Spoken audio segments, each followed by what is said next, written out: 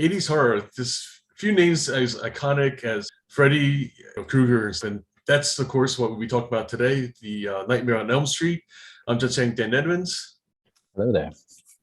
And one of the things that I saw another YouTuber had talked about the idea that you had like these figures, in 80s horror. Besides, of course, what we talk about today, Freddy, you had Jason, Voorhees. You just had like, different characters like that. And then that kind of went away, like we have like, I mean, maybe, kind of Annabelle and all that kind of stuff. But other than that, though, it seemed like you just don't really have these kind of, villains, right, and stuff that are as iconic and everything. And I just wonder about, what your thoughts about like kind of, what caused that shift and stuff. Yeah, I've been thinking more about this because we've talked about this before in terms of we live in an era, or we have, or I think we're just coming out of it, where we're sort of watching superheroes. We've gone through a really big superhero kind of decade or more now. And really the 80s and maybe even the 90s to some degree was almost like the anti-hero decade, in that it was the villains or the protagonists that people were far more interested in. Like as a kid, you were far more interested in going and watching Predator or RoboCop because he was kind of a, like an anti-hero, and it was really violent and you shouldn't have been watching it. But, those were the movies that people really loved, and Terminator and all these things.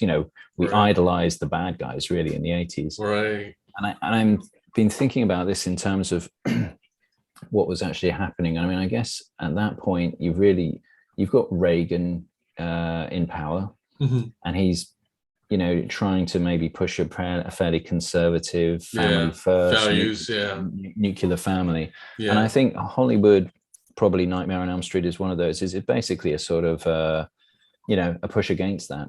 Yeah, that's a great point. That that was, the what's called Just Say No kind of campaign and stuff, which, like I think the irony of it all is that and what this reflects a little bit is that like people kind of saw that, and on the one hand they like it's all kind of fuzzy and kind of feel good in some ways, but the reality was also that like things like like the drug campaign just were failing, and it was like this kind of thing where like people and similar to the whole idea of an anti-hero is that like in some ways we feel like they reflect what really is. It's like kind of that like you said, it pushes up against what we're the front saying, like like, oh, like can we all get along and stuff like that, but in reality like kind of there's the darkness that kind of is still lurking and stuff. And so I think that's like overall like this kind of cynicism and irony, I think, is what these villains and anti-heroes really, like as we'll talk about today, Freddy's kind of really known for his kind of, really this kind of campy kind of humor and stuff. Yeah, no, I mean, I think that the government, society in general was pretty heavy-handed during the 80s, and that video games were bad for you. Heavy metal was sort of like seen as like some bad thing, and horror movies typified cinema that was bad for you or was causing children. The main target that people were worried about was kids, of course. And this is a theme that we'll see in Nightmare on Elm Street. But the irony is that I think by doing that, all it did was it actually made those things more extreme. Like, all the kind of antics that like Wasp and various other heavy metal bands got up to on stage, I think was a result of like society saying, you shouldn't do these things. Well, extreme and also more attractive, like that's the other ironic part about the whole, what's called the Just Say No, kind of campaign, stuff like that, is that then, it's just like anything else, right? When we're denied it, like kind of like the marshmallow experiment, right? Where it's even more tempting that the kids can't eat that, marshmallow for X number of times, stuff like that. Yeah. And I think that was the difference in the 90s, is that they realized that society in general was not being reflected as accurately, which is why you see the characters are much more sort of cynical and dark, or more sort of, aware of their surroundings, which is why you get movies, I guess, like The Matrix. So that's very close towards the end there of the 90s. But, that seems to be more of the direction of characters. Like Terminator 2 is a good example compared to Terminator 1, in that the kid is kind of he's almost as much of a bad guy as the Terminator himself, so to speak, in terms of he has quite a few problems. And also Linda Hamilton as Sarah Connor, there we go. She's also kind of like a no angel either, and it's kind of like battle war and everything else. So you can almost see that between the first and the second movie almost like typifies the different approaches to characters in the decades. But anyway, we've gone way off subject here with Nightmare on Elm Street. But I mean, I think the overarching thing in this is the effects of society on children is one of the big themes in Nightmare on Elm Street. I don't know what your take on that, if you picked up on that. Yeah, absolutely. I think in fact, in anything, I found it curious though that like that was like almost a part of the horror. We talked about 80s horror to some degree already. I think we'll definitely cover it more once we talk about the Friday the 13th remake and stuff. But it's really interesting how like the focus is on teens, and often like they're kind of doing things that are let's just say that it's really that they're not supposed to be doing, and in some ways that's kind of part of the whole rebellion kind of thing is of the kind of the that age group and everything like that. But to me, for us in our conversation, so it's the fascination that that's what it's centered on. Granted, I'm sure part of all that is that they know that's like the key movie going demographic, whatever, especially for that time period. There's not much else other than going to the mall, right? They're going to do. But I think even more so, it's just like kind of, I don't know, like it feels like different times that besides that aspect, it's also artistically, it's probably like an interesting time to explore it. I feel like, this is like kind of before Stranger Things, before like kind of the things that now, kind of are retrospective kind of looks or homages and stuff like that. But it's kind of like, I think there's this kind of it really taps into something else, I think, like kind of that where it's a time that like there's like a lot of things on our like kind of that I mean if we make it adulthood, right, like that's a time that it always leaves an impression on all of us and stuff. Yeah, I mean, I think the irony of 80s horror movies is that basically you would have had to have been 18 or older to have watched them. And it features teenagers who are younger than that most of the time, which is kind of already this idea that you're doing something you're not supposed to be doing, so to speak, with the characters. But I mean, obviously it's this idea of like doing things early or doing things in a slightly sort of anti-puritanical way, or basically if you have sex, it leads to death if you're in Halloween or Friday the 13th. Right. But Nightmare on Elm Street takes a different approach. And the first death, and of course, as always, spoiler alert, it is a couple that are having sex that leads to this death. But then it doesn't sort of play into the normal trope of that, in that there isn't really anything that the characters do that is necessarily immoral, really. After that, they're actually kind of, I mean, you get the impression that the parents are kind of not taking any responsibility for what's happened. All of the, I don't know if you noticed, but all of the kids' parents are divorced in Nightmare on Elm Street, right? And they also aren't particularly functional parents. The Nancy's dad is always working, doesn't really take her seriously at all. Right. And her mum is an alcoholic. Right. And doesn't really want to sort of face up to the responsibility of having to deal with this kid. The parent, like Johnny Depp's character's parents, they're somewhat more normal, or I think it's just his mum there, isn't it? It's not his dad isn't around. Yeah, you don't really see. Yeah. And oh, by the way, this is his first major role. Before 21 Jump Street and never mind Jack Sparrow fame. Yeah, and he's very good in it, actually, all things considered. funnily enough, I think he was actually pretty much abandoned by his mum as a teenager during a divorce, and hence why he's a teenager acting in this, I think.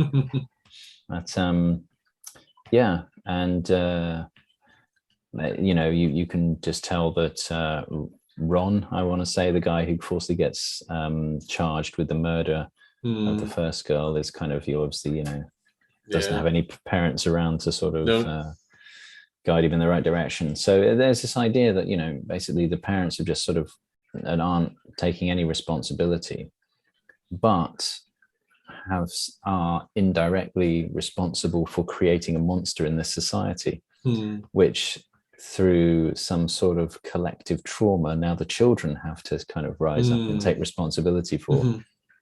I feel like in some ways that is also a very 80s theme, though. This idea of that the younger generation is being left with the damages that the older generation has done, you know, kind of whether it's to the environment or you know, nuclear waste, or like kind of, you know, just on and on, like kind of these different things that like you know, like it just kind of, to me, echoes something that, like, I think in the 80s there's starting to be an awareness of that. Yeah, and I think we've seen it in the last 10 years of modern filmmaking as well, in the boomer v zoomer narrative is really sort of apparent in a lot of movies these days, right? Which is why, you know, unlike when we talked about June, you know, the new one with Timothy Chalamet, he really wanted someone who was young to sort of you know, be the person who's against. And you know, it's funny, the ages have split in that. Baron Harkonnen is much older in the new one, and you know, Paul Atreides is much younger, whereas they're probably far closer in age in the 84 version. But anyway, yes, yeah, it's definitely an intergenerational kind of conflict is definitely something you see. I think, though, it's not so much conflict in this one, it's more just like that they're asleep at the wheel. That was the kind of, that's more the impression you get from Nightmare on Elm Street. Like the dad he never really sort of says that Freddy exists, or even kind of confronts that idea. But the mother says, well, she actually killed him. There's that line, Mummy killed him, you know? Right. I think we should also mention that, you know, the director and writer, you know, Wes Craven, he really made a huge mark on 80s horror. Like, kind of, I mean, you know, this is just definitely one of the things. And I'm trying to think of anything else that we'll end up talking about that he's done, you know, that's been remade and stuff like that successfully, you know, or at all. And I'm not sure that we will, but. Well, The Hills Have Eyes is another. Oh, okay, great. Okay, yeah. But you know, like I would say that, like, for me, like, just personally, definitely, like, you know, anytime that, like, it was something that he did, I was kind of always did a second glance at him, like, kind of, you know, like, you know, is it something that, you know, like, I really want to watch stuff, and more than likely it was. Yeah, and I mean, his directing in this is really good. I mean, it's just, everything is, at every opportunity, there's someone who's decided just to go out into the garden wearing only a nightdress to go and confront the danger. And there's lots of sort of misdirection with, you know, characters turning into something. There's a curtain and there's nothing there, and then the next minute they turn around. There's a lot of sort of clever camera work of over people, you know, creeping over people's shoulders, and things that are hidden in windows and then become apparent and stuff like this all the way through the movie. The other really clever thing, I mean, the main idea that, you know, your dreams can come alive and actually kill you in real life is just such a awesome concept. But apparently this, and this is reflected in the way the movie is actually shot scene by scene, because you have, what you'll notice is when you're watching it, it cuts directly between real life and a dream constantly. There's no indication through, I would say, most of the movie, like at least the first 3/4 of the movie. And then towards the end, there is the scene where Nancy has decided, right, now I'm going to confront him, I'm going to track him, I'm going to get him. And there's this scene where she just lies in her bed and it slowly fades to black, which is this kind of weird thing of, like, he, not only her, but you as the audience, he's clearly saying, okay, now we both know what we're up against, Mhm. and this is definitely the dream world we're going into Right, here. right, But right. before that, he blurs the line of Mhm. like what is dream and what is reality. Mhm. And it's almost like but then he switches it up right at the end, and I don't know if Mhm. this was actually his decision or of the studios or whatever, Mhm. but of course it does the same thing right at the end. It switches between final Right. conflict and then the scene where we get the kind of the ending where her and her mother are punished for getting Freddy in a way. And it's it's But it's, it's kind of this blurry kind of dreamlike, kind of quality and stuff. yeah, but it's almost, to me, it almost like says that, okay, when you're actually feeling like you're ready to challenge things and sort of Uh-huh. face your fears, Uh-huh. basically, that's when you're conscious going into Mm. that's when you have that um, presence of mind, when you're Mhm. delving into the subconscious. If you let things just happen to you, Mhm. that's when the lines get blurred and you lose your Mm. kind of your power of I don't know what the word is, but that's your ability to deal with it, basically. And I think that's really the part that makes it scary to a great degree. The idea that like you're in this kind of world that you really have, like, at least we feel like we have some more control in this conscious world. So granted, like kind of there's a lot of things we physically can't control stuff, but we still feel Mm. like there's a degree of autonomy. Whereas in the dream world, like you said, things is kind of just happening to you, and like kind of and more than often, it's like kind of you're almost like more of a passenger, like kind of in the dream Yeah, world and stuff. yeah, absolutely.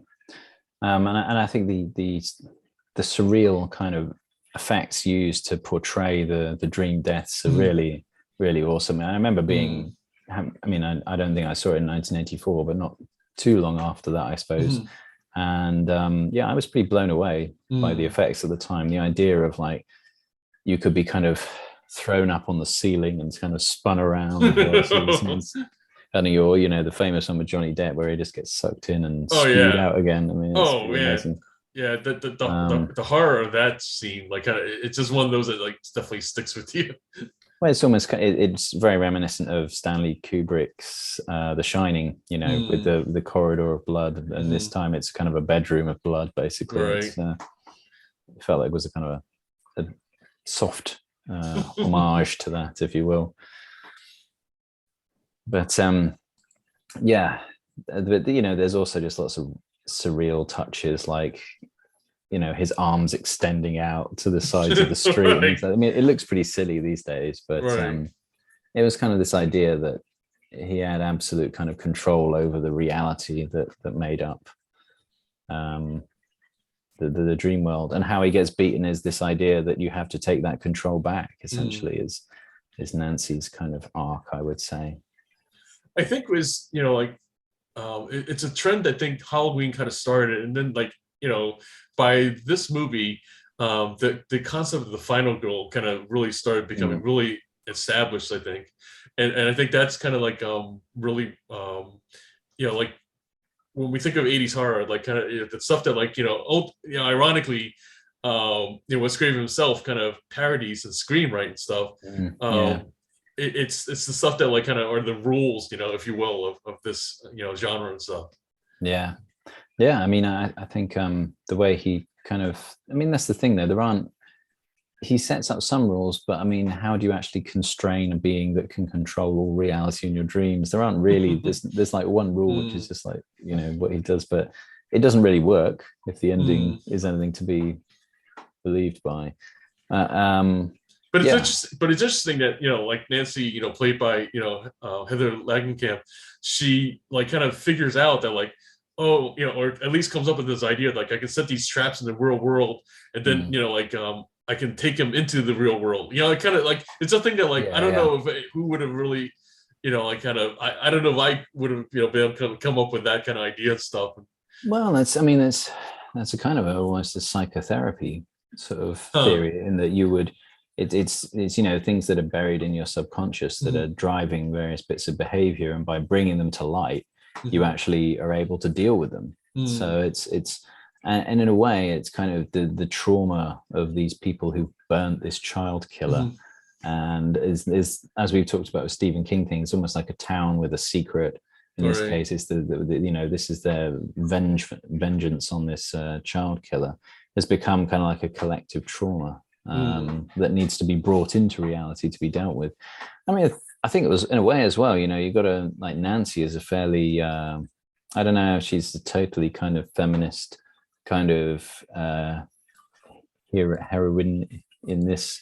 Mm. But I mean, she not only sort of physically but also mentally outwits Freddy in this, and ends up sort of, saving the town, so to speak. And also, her mum apparently killed, him, the real him, back in the day as well. So that was kind of interesting. And so there's a few things that it's more like a kind of.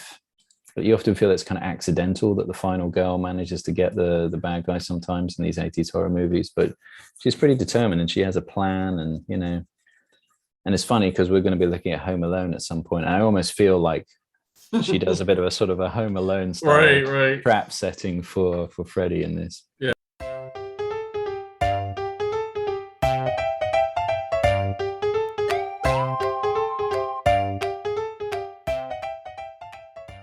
That definitely is an interesting kind of parallel or connection and stuff.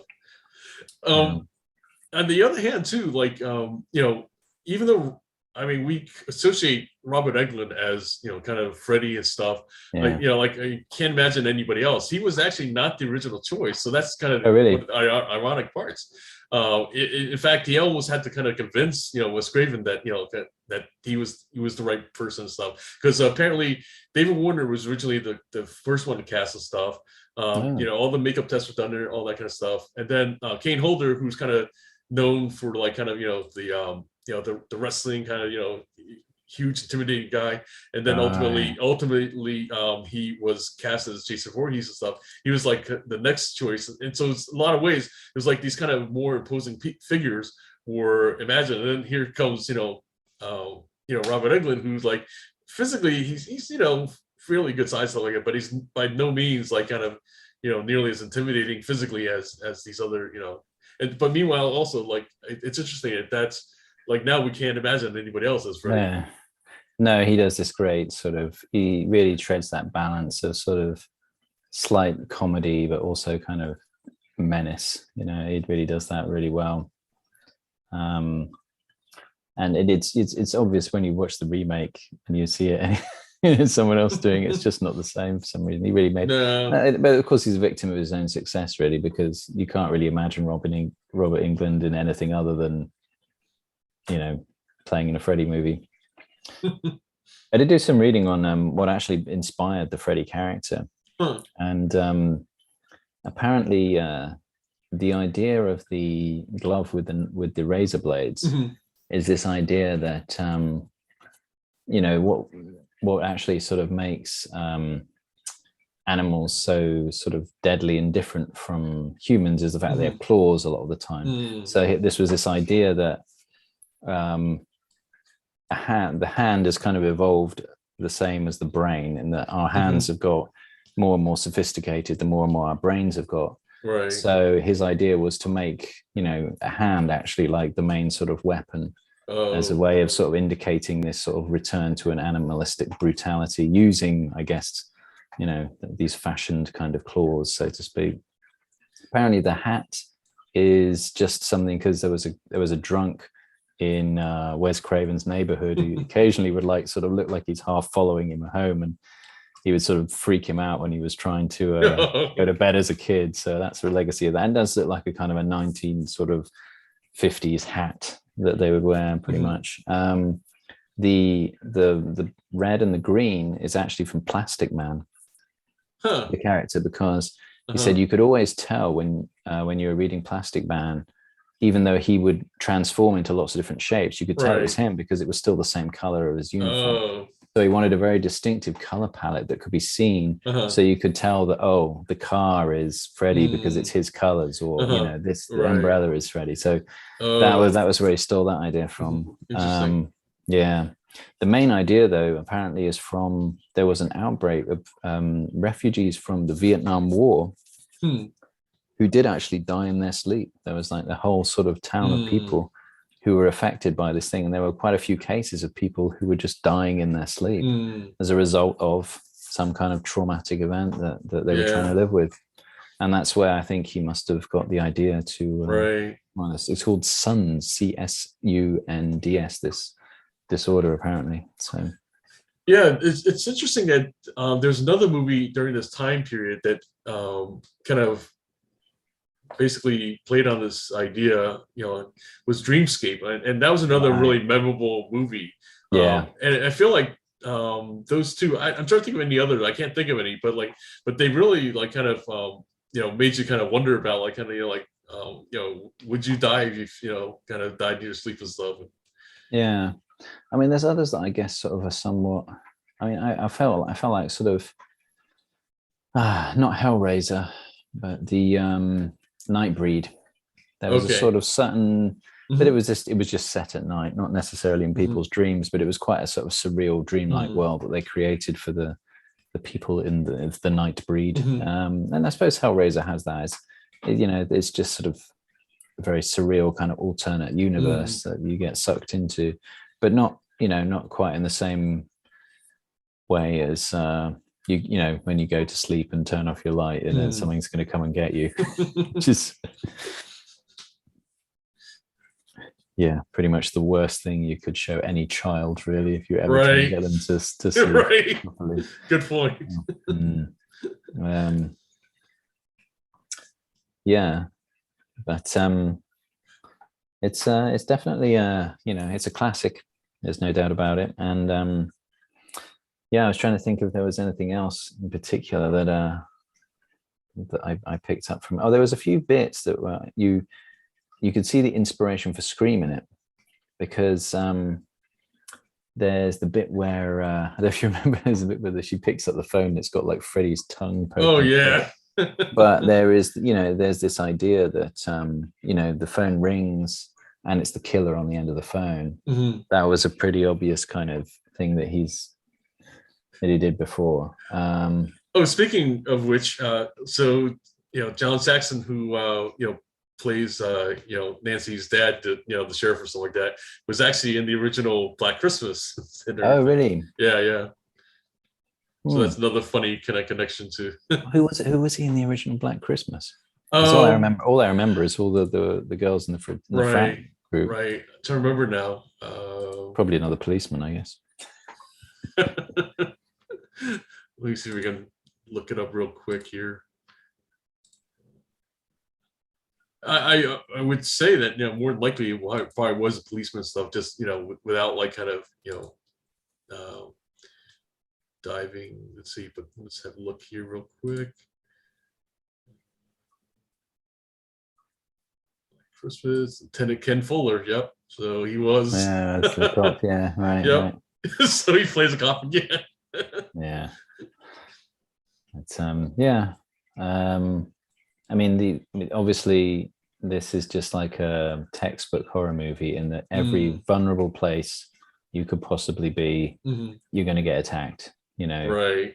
Bed Bath and Beyond, which I think is basically now my new catchphrase for horror movies because Uh-huh. you're not being attacked in your bed. It's nearly always in the bath, or Well, maybe the schoolroom is the I, Beyond bit, I I guess.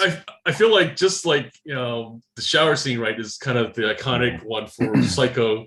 The bath scene, like kind of, I mean, yeah, that's definitely one that like probably sends shivers up anybody's spine. Like kind of it's yeah, just the idea that you're in your bath, kind of thinking you're safe and stuff, and yeah, yeah, lo and behold.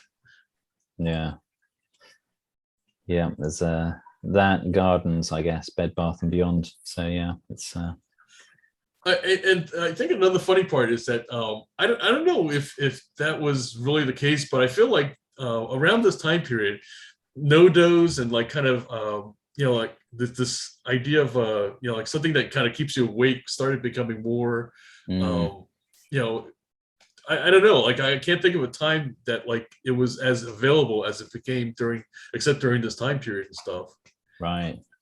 I mean, were those essentially amphetamines they were taking, or Just caffeine pills, like oh, the nothing caffeine necessary. pills? Yeah, Oh, nothing nothing else. necessary. Yeah, although like I guess in extreme case, probably the people there probably were people who use amphetamines, like kind of like you know like what the more extreme case when no dose wasn't even enough, I guess, or like when no dose what's that word when like you start like kind of really becoming um immune, I guess, to the effects of the drug. Yeah, yeah. I know what you mean. Yeah, sort of climatized to it. Yeah.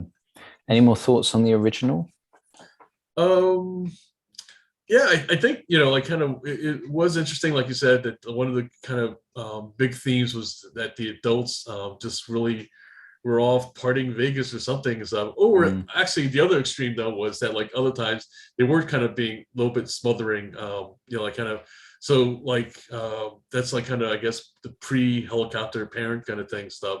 So that's I think in some ways I think that smothering is kind of trying to compensate for like the absence or the divorce kind of thing and stuff.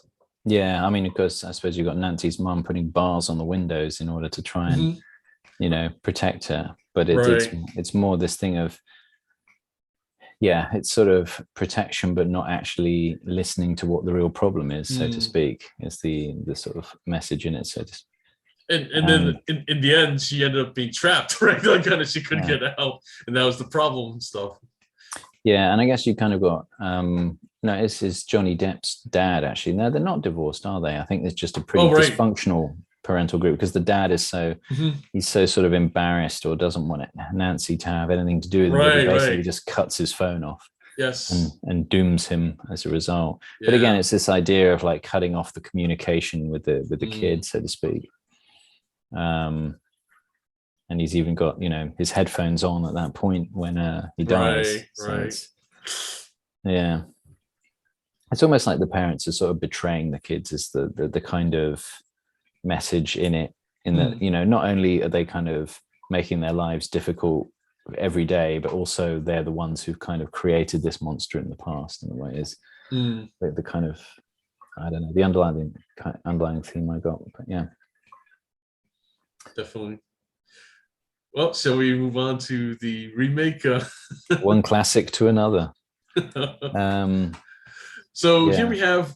It's actually even though the director is the gentleman by the name of Sam Bayer and stuff. It's actually Michael Bay, who's a producer Mm, with Planet of Dooms and everything, and it was based on the success of kind of remaking Friday the 13th financially and stuff. That they're like, hey, what else can we tap into and stuff? yeah, And so here we have what think where things go from there, I guess. yeah. And I mean, the main, whereas you've got this nice sort of choppy editing and where you can't really tell what's reality and what's not reality, Hmm. in this everything is so kind of carefully staged that you know Right. exactly what's kind of going on at every turn.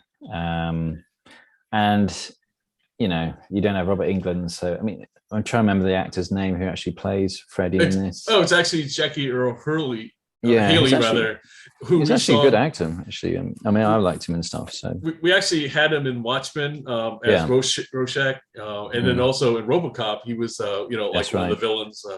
Yeah, I mean, he's a solid actor. There's no doubt, Hmm. but he's just not. He's a bit too He's not softly Freddy. spoken. Yeah, he's not really camp enough or loud enough or out there enough to be Freddy. I don't think. Well, apparently that they were trying to take things more seriously and like kind of Yeah, make it a darker kind of thing, going back to in theory like the original idea and stuff. And I think that's the thing though that like what different times and we talk about this all the time on this show is that sometimes with the remakes is that they try to put their own spin, but then they are missing out on what really made the original successful. yeah. And in this one, they try and it becomes a case of they try to explore this theme of rather than it being out and out, there's something in your dreams that's coming to get you. Mhm. It's more a case of are these kids crazy or not, and trying to Right. portray them in that way. And the major difference, again, spoilers, is that what we find out is that Freddy was actually a pedophile rather than a child killer. Yeah. And he's been kind of doing something inappropriate with these kids when they were far younger, and is now coming to get them as a ghost later on, basically. And that's one of the key differences, that, like, in the original it was implied, and you kind of always, like, thought that was probably what they were alluding to, but here they had to spell it out and stuff. Well, in the remake, it's like a forgotten trauma that affected the kids. Mm-hmm. Whereas in the remake, you kind of got the impression that the kids were just uncovering a dark secret of the parents. It was more like the parents were culpable for this monster than, and it's not even really, there's some argument you could be made with the original that it's almost like Freddy is the manifestation of their bad parenting, more or less.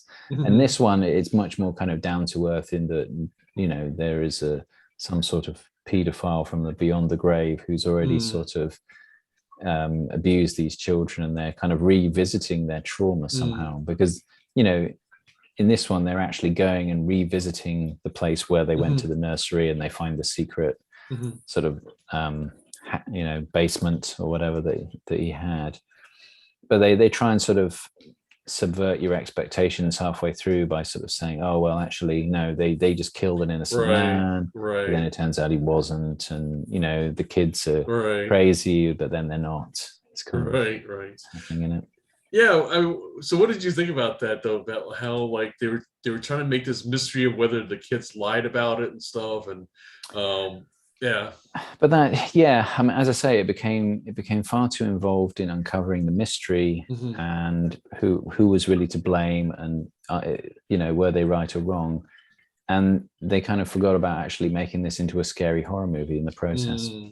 That was the problem. You spent far too much time going down these convoluted pathways that it just lost focus. When you think about the original, it just goes from like, this is reality, this is a dream where someone dies, this is the reality the next day, and then it's like, this is just like bang bang bang. This is like, you've got dialogue where they're desperately trying to sort of make you feel some connection to these characters, where they just talk about really mundane things, and hey, yeah, I'm going to school today, and oh, how do you feel? Do you feel good? Or I'm not feeling too great today. And there's just like nothingy dialogue, which doesn't really make you identify or want to know anything more about these characters, but it's all just has to be there so that they can be in a certain place so that the next bit of the plot can go along. But there's nothing in these characters that makes you want to hang out with them, be friends with them. It's very, very dull dialogue all the time. So yeah, I mean, I think it's just really, in the end, was the writing that kind of was the biggest flaw. I mean, because Rooney Mara plays Nancy in this version.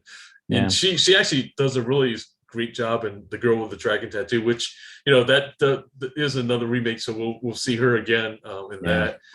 Connie Britton, who, I mean, she's plays the mom in this one, and I can't speak kind of enough praise for her role in the Friday Night Lights series and stuff. At some point, hopefully we'll get to watch that and get to see some of her performances and everything. So yeah, I mean, really capable actors, but besides Jackie Earle Haley, but yet, like, they've only gotten so much to work with and stuff. Yeah, I mean, they took the basic premise of the original Freddy movies is basically, you're going to fall asleep, you don't know whether it's a dream or not, and he's going to kill you in some really elaborate and shocking way. That's kind of the main hooks of of the Freddy movies. That doesn't really happen in the remake, and it just gets it becomes this weird kind of mystery whodunit thing, and then spends a lot of time on flashbacks and going back and trying to recreate these moments, and it all just feels like way too much surplus to what you came to see. You know what I mean? Yeah, it's interesting the things that they chose to change and stuff, and then the things that they kept the same. Like one thing they did keep the same was that like we had in the original, we had the Tina character who you think is the final girl, initially and stuff like that. But then, of course, ultimately it becomes Nancy and everything. And this one, they have, they change their name, kind of weird choice there already, to Chris, and it's Katie Cassidy, who actually we saw that's right, Black Christmas, the 2006 version. And so once again, though, she's the one that, like, initially we're watching and we're kind of following her, stuff like that, and then there's this kind of misdirection and kind of that like, of course, like, I mean, as a fan, of course, we know that Nancy is the final girl and stuff like that, but it's interesting that they kind of chose to keep that misdirection. I mean, it's interesting, but it kind of you just kind of feel like it's a waste of time. Right. That's what I'm saying. That like, it's interesting they chose to keep that, and yet, like, they changed the name and kind of it's just these odd choices of things that they choose to keep the same, and then meanwhile other things that they change and stuff. Yeah. I mean, the original is far more focused on Nancy throughout the entire movie, really. Katie Cassidy, I guess, is maybe better known as Black Canary in Arrow, the TV show. Right. She's tried to do various other bits and pieces, but it never seems the movie industry just never seems to quite work out for her somehow. But she's done well out of Arrow, that's for sure. Right. Yeah. I'd forgotten about that. I've actually forgotten how most of the people die in the movie, to be honest with you. They were that unmemorable that I've already forgotten. I mean, we must have watched it like about 2 weeks ago, I want to say now. A week and a half, 2 weeks, and I've actually forgotten how all the deaths in the remake is that forgettable. And that's really a telling aspect of comparing these two, right? Like, we can, like I said, the Johnny Depp kind of death scene is so memorable. The other ones, like, kind of of course the finale and stuff like that, the wall coming alive and reaching out and grabbing I mean, that's just so sort of visually powerful and effective, even though they may not have been, some probably harder to create than others. But you really got the impression that they were saying, okay, we've never seen what it would be like to die in your dreams on in a movie before, and in this, so we're probably pushing the envelope of what is achievable on our budget and what, playing with people's expectations. You didn't get any of that from the remake at all. I didn't feel like I'm seeing anything in cinema for the first time here. Right. And that's really, I think, the most, aside from the main concept itself, the death scenes are some of the most original, I think, in the original Nightmare on Elm Street. Yeah, and like, the funny part, to be honest, I feel like there's going to be another remake of this, like, at some point, whatever, because despite, like, the movie getting a 15% Rotten Tomatoes rating, it was financially profitable. So the theater, I mean, pretty successful, so, like, financially, stuff like that. So that the studios are drooling at some point they're gonna, like, kind of like, when can we remake this again? when well, I mean, this is the thing, is like, you can't really say now horrors are ever sort of out of fashion or in fashion. That used to be the case, but I mean, now there's always new horror movies coming out. It's just a case of whether people are ready for this again. I mean, of course, Wes Craven died not long ago, so we are getting this sequel to Scream that's coming out next year, which will be kind of interesting to see that. But I'm sure someone at some stage will sort of try their hand at redoing Nightmare on Elm Street again. I mean, I suppose, we could have maybe even watched Wes Craven's New Nightmare, but it wasn't really it's not, strictly speaking, a remake per se. But I mean, there were some bits, certainly with the other sequels that got made, where it was almost cartoonish, the level of sort of gore, or the way they try to do some of the kill scenes, so to speak. But I mean, even now it feels quite over the top in still the original. But obviously they tried to go for a more edgy, gritty, sort of boring, mystery focused version of Nightmare in this, and that works with something like Hostel, which I guess was done fairly close in a timeline, because it's real sort of horror, but it's this kind of the torture porn kind of real more realistic premise like Saw and Hostel, it's not in the, if it's supernatural, it's supernatural. It's I think you need to go, all the way in one direction or all the way in the other as much as you can. All you get is a mediocre product when you try and get it somewhere in between, like this the Nightmare remake was. And I think beyond kind of Robert Englund, really embracing the role stuff, it's just the way that the humor came across. To some degree it's campy, but it really made Freddy memorable. I mean, it just was one of the things that kind of, it just kind of, I can think of only a couple other characters that are like that. I think that they're probably all knockoffs, to be honest. Yeah, I mean, Tim Curry in It is kind of a similar sort of that's true kind of thing. He's sort of creepy, but also pretty funny as well at the same time. Right. Although mostly creepy. It's it's a difficult one to get right, but effective when they do. Unfortunately, really a very bad movie. I don't, funnily enough, I don't actually think I watched the end of it. I think I got to like the final fight, and I think I was going to come back to it, but it was so unmemorable that I forgot to watch the end of the movie. I mean, obviously they get Freddy in the end, but yeah, there's apparently an alternate ending and stuff, but who cares, right? Yeah, right. Oh man.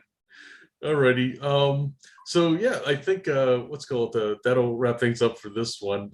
We're a little bit off on our timing, but we'll be looking at Home Alone as a upcoming discussion. That's interesting. That was supposed to be our Christmas movie. But, yeah. Unfortunately, I got ill and Christmas came and went, but never mind. It'll be after Christmas sale, I guess. There we go. Plenty of those. So once again, I'm Jen Chang with Dad Edmonds. Thanks for watching, and we will see you at the movies.